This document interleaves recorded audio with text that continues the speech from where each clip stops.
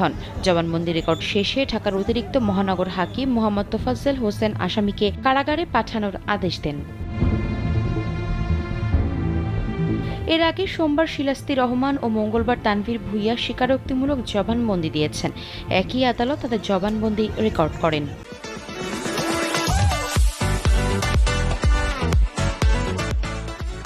জবানবন্দিতে শিমুল ভূঁইয়া জানান, খুনের মাস্টারমাইন্ড পলাতক আক্তারুজ্জামান শাহীনের সঙ্গে এমপি আনারের ব্যবসায়িক দ্বন্দ্ব ছিল। সীমান্তে হুন্ডি কারবার নিয়ন্ত্রণ ও স্বর্ণ চোরাচালান নিয়ে এই দ্বন্দ্ব হয় দুজনের মধ্যে। তবে শিমুলের সঙ্গে দ্বন্দ্বের কারণ ছিল চরমপন্থী রাজনীতির আদর্শগত বিরোধিতা। তদন্ত সংশ্লিষ্ট ও আদালত সূত্রে এসব তথ্য মিলেছে।